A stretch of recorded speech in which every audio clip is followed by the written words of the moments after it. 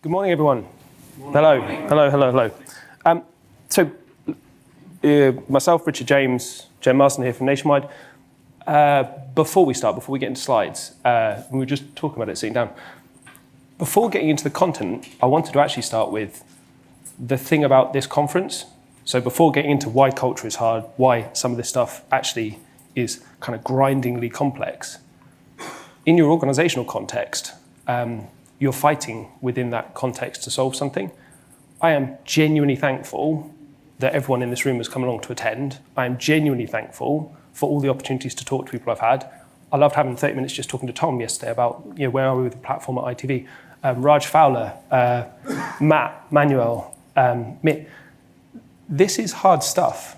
And the thing before I start on the materials is I genuinely love the fact that this type of arrangement happens and people are so transparent, so open, and it's not, I'm selling you a product or I'm looking for this proposition. It's really wanting to try and solve some stuff together. So before getting into materials, just thank you, because it is amazing. Didn't start doing the talk yet. All right, so yes, myself, Richard, and Jen, we are going to talk about where we are at Nationwide, and we are going to be pretty open because that is what I've just said is important about this. We are going to talk about some of the successes we've had, and we're going to be quite open about all the things we are struggling with. And again, genuinely, if there are people who have either solved in their context and or are wrestling with similar things in their context, please help.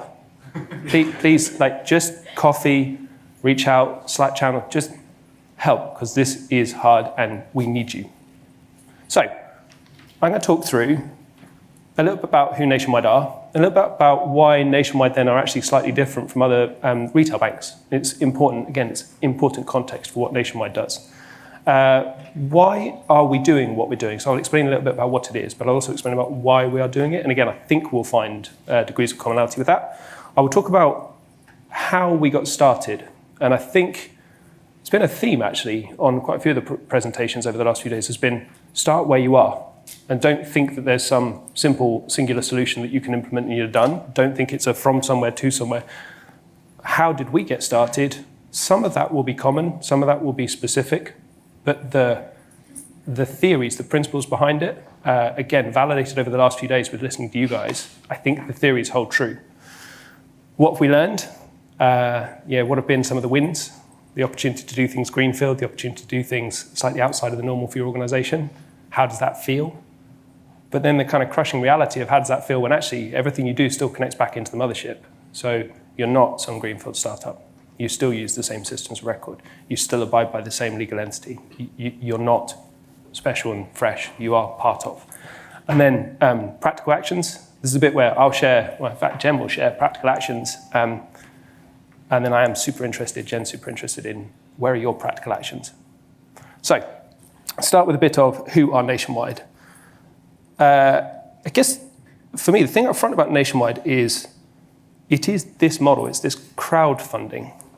What's a building society? Nationwide isn't a retail bank. It's not owned by shareholders. It doesn't pay dividends. It's owned by its members, and everything it does is in support of its member base. Every decision it makes is in support of its member base. Every choice of what feature or function or fix or where your error budgets sit, that's all member. It's very member-centric. And right through all of this, the fact that as an organization, you're owned by your members and therefore have a really clear set of values tied back to that, I think has been one of the things that's allowed us to make some material progress. We talk about it being the original crowdfunding, and the story there, I think it's late 17th, maybe 18th century. Story goes that it's a group of work colleagues in a pub, and the work colleagues are sitting there sinking pints and bemoaning the fact that they can't afford to have their families move into a home.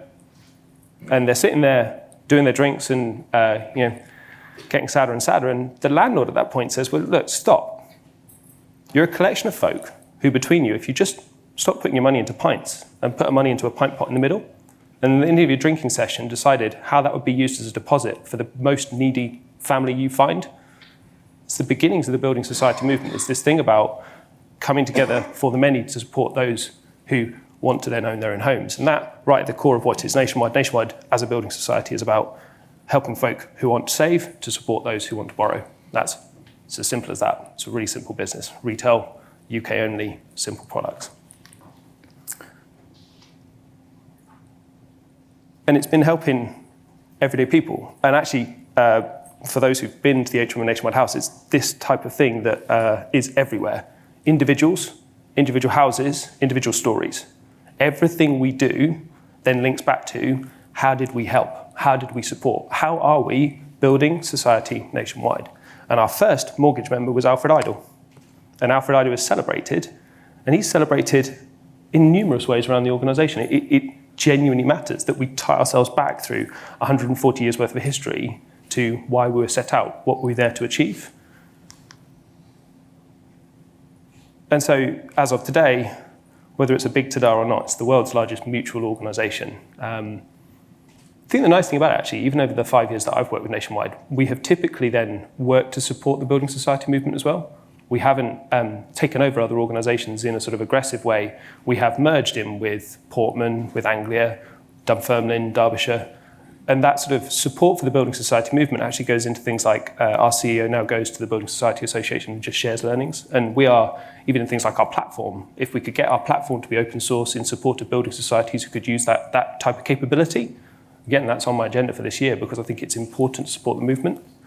So the world's largest mutual and still holding true to that purpose. Okay, so this is like I'm guessing a number of folks in this room are in this place where if you have an organisation with a really clear purpose, a set of values, and history, and it's then the history that says, actually, the history is what gives you the relationship, it's what gives you the trust, it's what gives you the credibility, it's what gives you intergenerational buy-in and belief. But your history is then there in the wires and the systems and the processes and the policies and the people and the politics. Do you know what? When that all builds up, it's pretty shitty. And we have like archaeological excavations in IT. We have N strata of, wow, we built that thing on that thing and it's still live? Yeah, because half of 1% of the customer base still needs it. And we have multiple instances of stuff that serves the same purpose, serves it slightly differently, slightly more or less controlled, slightly more or less nimble, responsive. It's just a real grind, like it's a real bugger's muddle. And like I would be unsurprised if there weren't others, particularly others with older organizations or like the harder ones. You think about some of the organizations who are themselves then fashioned from many organizations. That's ugly. And all this stuff about greenfield and CI/CD and microservices. Okay, in your context, you have a hip fest of an IT estate. How do you apply the principles? How do you apply the values? How do you not allow tribalism and protectionism and all the things that are built up over time, not just with the systems, but with the people who manage the systems? That's where we then don't meet our members' expectations. And again, like really openly, if the members sometimes heard or saw some of the things that happen in our organization where we're not doing things in the members' interests, we're doing things in the interests of particular fiefdoms who've been established and who think they're doing the right thing, but it's actually almost in direct challenge. And if you try and tie that across the entire value stream, quite often actively at odds. So, where we've got to now is there's an increasing gap between what we can achieve, our level of responsiveness, our ability to be there to support our members tomorrow as well as our members today and the members of all those years. We are getting further behind. And so the thing that then happened for us followed, actually. Simon Wardley, I'm going to steal from Simon Wardley. Another thing about this, like DevOps Enterprise Summit, the opportunity to hear from like awesome industry speakers. This is absolute plagiarism. Archetypes for innovation. Simon Wardley talks about three, and talks about three in any system. Your pioneers. Your pioneers are the people who will try, and try again. And they are unfazed by failure, because a failure is an experiment not to be repeated. They are learning, they are adaptive, they are exceptional foragers and finders, but they fail an awful lot. And every failure shouldn't be seen as a failure that is to be castigated, rather it's a learning opportunity. And you need those pioneers because in the end, if you're trying to explore brave new frontiers, if you're trying to find the next seam of gold, if you don't have them, you're screwed. Now, if you want to have anything, though, that's of a scale, something that can be a product, something that could be sold, something that could be marketed, something that could be industrialized, you can't have them without the settlers. And so the pioneers will find something kind of really, really half-baked, that if you squint and you roll your note, you'll sort of, yeah, that could work. And then the settlers are the guys that go, yeah, actually, I'm going to fashion something from this. I'm going to make something that is actually viable. And they will take pioneers' ideas and make them real and make them happen. And again, if you don't have both, you can have all the ideas in the world, but if you've got no execution, you're going to struggle. And then as you execute, you need your town planners. You need those folk who are guardrails, controls, industrialization, everything about exploiting value from the thing you found. And if you want to do anything at scale, if you want to market a product and sell a product and move on, you need the three. And they have to respect each other. They have to respect their craft. They have to respect their personalities. They have to be inclusive. And when you think all the diversity and inclusion conversations we have, this is, for me, and we talk about it quite a lot, this is at the heart of inclusivity. It's not color, age, skin, history. It's inclusivity of thought. It's inclusivity of how people behave. And if you don't have these three, inevitably, you may well keep finding great ideas, but you'll never execute on them. Or you may well exploit the absolute last ounce of economic value from the thing you have created, but you won't find the new territories. You have to respect each other, you have to love each other, and you have to respect craft. In our context, then, we have been pioneers. And we've been pioneers. We're the first UK internet bank. Boom. We did do stuff. We were first with Apple Pay. We were first with a whole swathe of stuff. And actually, there's some really interesting branch and digital context stuff as well. We put the first self-service digital offering into a branch context. Have been pioneering. But over time, actually, as we then started to scale, we necessarily got into settling and town planning. We did the thing that a whole bunch of people have done, which is around moving from craftsmen and technologists inside your organization, actually to necessarily thinking about products. And at that point in time, products were monolithic, products were things that said they were going to solve all ills, and we went all in on big products. And we took a long time to put in big products, and we increasingly went to outsourcing and partners to help us do it, who then went to offshoring, who then created development centers, who then became factories, who then had to be fed, who then had to be watered, who then needed process and governance and control. And hey, you get to, over time, a slightly turgid, non-pioneering factory. And for those here yesterday, factories and all the mechanics required to support factories and run factories and ensure they are optimized, that is not the world we live in. That's Taylorism. That was history. The thing that changed it for us was this guy. Genuinely this guy. And I think, again, like a whole bunch of you will have seen this. It's a CEO change. It's not an extinction level event. It's not existential threat. It's not all the Blockbuster, Netflix, the blah, blah, blah. Here, this guy came in and made a real difference because he cared passionately about reconnecting to purpose. He cared passionately about leaving people able to feel connected, to be able to experiment, to be able to feel accountable for the things they did, but to do them safe in the knowledge that the experiments were not failures, they were learning exercises. He has been the catalyst. And you see it now. So 15 million members, and that, just look at the language, building society nationwide. It's a big thing, and it does matter, and it is what we stand for. So ahead of anything else, building society nationwide is what I want this organization to be about. And it then holds true. It holds through everybody, and it connects everything we do then back to purpose. We did one of these, and my friends, David Breer or Jason Bates, will say, not a fan of Agile at scale, not a fan of third-party consultants, not a fan of blah, blah, blah. Do you know what? There's a time and place for it. If you have organizational inertia and you have no appetite to change because it's just too crushingly hard to change from nowhere, bring folk in. If you can afford it and you know that they are coming in to do something that you can't do, but they are there to do it to help you get on and do it yourself, I have no problem with it.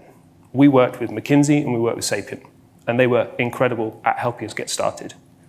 They're no longer with us. McKinsey have moved on, but they helped us do this. Don't have a problem with that. Sapient are still transformational partners, but increasingly the muscle is us, the thought leadership is us, it's us here, it's us learning, it's us growing, and we work with partners. But you needed this. What was it there to do?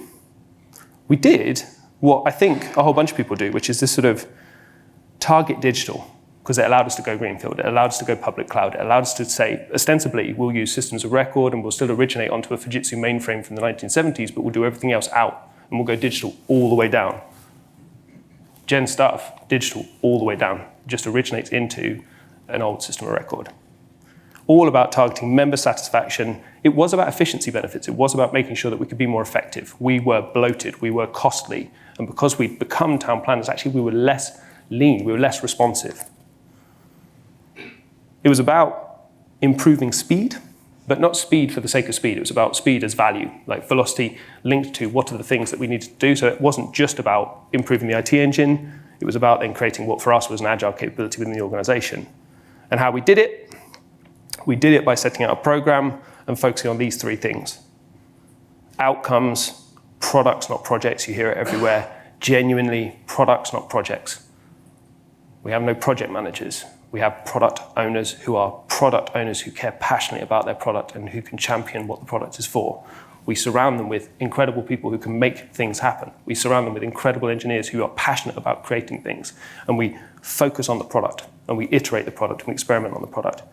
We did it by creating the modern conditions for speed, which is all about public cloud, CI/CD, full use of as-a-service capabilities, and belief that not everything that you do is the best. You can and should partner. You can and should use offerings as a service. You are never going to be the best at everything in your context. And the last thing was learn by doing. Accept failures, accept learning opportunities, take learning opportunities, take risks within reasonable bounds, agree controls with the town planners, but take risks. And then I'm going to hand over to somebody who genuinely then is leading in it. This is somebody who, for me, exemplifies what we've done as an organisation. This is somebody, for me, who is a standout superstar of having made this happen. Thank you. Right, so what do we do then? Well, we picked some of those pioneers from around the organisation and we put them into teams that we called hubs. So I run the home buying hub and I'm the delivery lead for the home buying hub. And what we did is we picked people from all the relevant areas we needed, so business, delivery, IT run, coding, engineering, and we gave them a common purpose. So for the home buying hub, we said, we want to remortgage. We want to enable our customers to take a product from somewhere else, bring it to Nationwide. We gave them a vision and a purpose. We phrased it in terms of making it easier for the customers, making it slicker, faster, all focused around the customers and around the product. And we sat those people side by side. We co-located them. That was a real change for us. We were traditionally waterfall. We ran in silos. The product guide would come see the business analyst who would write a huge document and they might get it back 3 weeks later to sign off. Then it would go to a development centre who might not even be in the UK, who would then build it, on and on until you finally saw the final product. And then guess what? There were defects or there were things you didn't intend to be that way in it. So instead, we sat them in the same room, side by side, said, right, there's your vision, go. Work your way through it and work with each other to make it a much more iterative approach. So we also created the modern conditions for speed. So we built our own digital accelerator platform, exactly as Rich said, based around public cloud, enabling DevOps, empowering the team to work that way as well, which again, different for us. We had a siloed IT run before. We were now saying to the team, no, you're going to run it. So you're not only going to build it, you're also going to run it. Came with some interesting challenges when it came to doing call outs, but we got through it, and then built shared digital capabilities that we could then build on and build more of these hubs and build more of them out. So you'll see everyday banking up there as well. So again, a hub that was centered around your banking needs. So not just your bank account, but maybe your savings products and your credit card products. Aligning people within those hubs to specific product streams, not specific projects. And then we set up the environment around them. So we enabled them to learn by doing. So we brought in agile coaches to help us with this, and McKinsey, as Rich alluded to, but we set up the conditions that enabled them to really think about what the customer needs, iterate through it, so go through a design phase, come up with your customer-led proposition. What do they really want from you, not what do you need from them? And then iterate through it. So build up the MVP, iterate through it, don't gold plate it. Again, real challenge for us around everyone wanted bonnets up, stick as much in as you possibly could so you could get everything in day one. That was a real moment for us when we said, actually, our first MVP is only going to deal with 3% of our business. We got a lot of challenge of why we were in existence at that point. But again, we were able to demonstrate that we could get it out fast, we could iterate, and we could build on it. So what have we done? In the last 18 months, we have seen some really positive outcomes. The deliveries speak for themselves.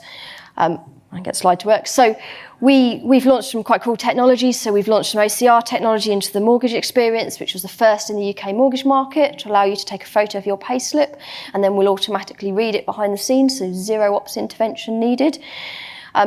We've focused on member outcomes. We've built tech that can transfer across all the journeys, so where it be ID and V that you could use for your bank account, but you could also use for your mortgage product. And we've allowed the teams to self-service, so they're empowered. They can provision the environments. You don't need to go to another team, another department, raise a work order, and. More importantly, though, it's been the change in the people that's been the biggest success of this. So we've built some real supporters around the business. And these guys are actually all from my team. They have absolutely embraced it. They love the way of working. They like the speed it gives them. And some of them have then taken it back to their business areas. So I take Trish, the example at the top. She learnt with us. She exploited everything that we had to give her, and she went back into risk. And our risk function are now embracing Agile and doing Agile audits. So she's taking on everything, and you're starting to see it pop up in more areas of the business. I think there's more Kanban boards than I can count around different departments now. I'm sure our post-it note order has gone through the roof as well. But it's not been easy. It is difficult. When you get to the point that you start to prove it is successful, it can work in your nice small bubble, everyone says, great, roll it organisation-wide. How do you do that with an organisation the size of Nationwide?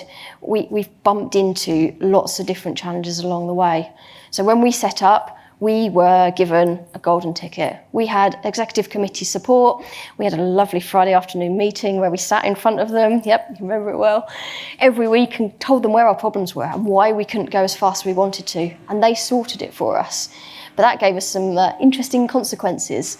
We were seen as being a proof of concept, not scalable, couldn't roll it out any further. But yet we had deliveries regularly going out, releases every month, every few weeks. So the evidence was there, but we're still seen as a proof of concept. And tensions emerged. So we are the bits in pink, the bits in blue. There were times along the way where they definitely had issues with how we were doing stuff. So maybe I was breaking a business process that was long established and just was the way you had to do it. Or I didn't have a document for them because I had a user story, not a requirements document. So their process couldn't possibly work. Or we were challenging how things were done. IT run was in a separate part of the organisation. And here was I saying, I'm going to run my own services and my developers are all on call. And they are going to fix what they've built. And there's no handover.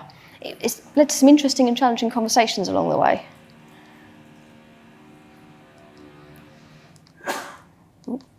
So what have we learned as we went through this? Lesson number 1, tell stories. So align your teams around a real common vision that everyone can get behind and tell that story and continue to tell that story. Mortgages is Nationwide's core business. You can't argue with the story that says we want to improve our mortgaging experience and it will give us this member benefit. That galvanises everyone and allows them to run in the same direction. And then continue to tell your stories, including the ones around failure. That was a real culture change for Nationwide. We like to greenwash lots of stuff. And to tell stories where we didn't succeed, this one's actually my team. They set out to do something in a day, didn't achieve it. Could have done with about 2 more hours on the day and they would have got there. It wasn't massive, but we told that story and told why. And the next time they did it in a day. But we were able to tell that story and prove the way we were working. Lesson 2, lean into the myths. I can't count the number of times we've had some of these thrown at us, and I still hear them today, of just myths around Agile. My favourite one is number 4 there, in that Agile means no planning, no governance, and it's all post-it notes. So if you turn the air conditioners on, the post-its will fall off the wall, and how can you possibly know what you're doing? I heard it just last week. True story. Yeah. Exco level, yep. all of those. Exco level. Oh. I heard it just last week in a training session as well. So it's still going. We're still facing into that one. Lesson 3, do just enough. So we got really good at talking about doing just enough for the customer product and the MVP and iterating and building on it, but do it with your technology. We started using Jira. Nationwide hadn't used Jira before. Everyone then wanted Jira. So do it just for you and then roll it out. Otherwise you get stuck in the enterprise of trying to sign something off for the whole enterprise and get it implemented for everyone before you've even proved it works for you and you can actually use it. Number 4, back everything up with data. Data is your most powerful ally. It is the fact-based proof of your vision. So you can shout all you want about new ways of working, it's better, it's faster, but actually your data dashboards show it and show the tangible benefits and the member benefits you're getting from it. So this is one of ours. It demonstrates the actual journey we've built, and this was really well received when we put it in for the business because they suddenly had a lot more visibility of something and could see side by side how fast we were running, actually how it's performing for customers, how it's performing for regulatory outcomes. Then we could iterate off the back of it and we could take improvements off the back of it, which we did. This dashboard 1 week showed that our calls had suddenly spiked. Very, very quickly, we translated that back to the release that we put in the day before. So we were able to iterate on that, change it around, drop the call volumes down again. So that speed of turnaround was backed up by the data. So, to finish off then, our key takeaways from this. Connect your transformation to purpose. Give everyone that vision that they can align behind, they can feel that they own, they drive, and they want to move forward. Set up the enablers around them. So allow them to organise as products, not projects. Create the conditions they need and allow them to learn by doing. Give them freedom and give them the space to do it their way. And then finally, don't forget the culture. The culture is the biggest point out of it. Creating that team environment, encouraging the storytelling, busting the myths, giving them the accountability and the true empowerment to allow them to become that team and to direct it their way without feeling micromanaged. That's it from us.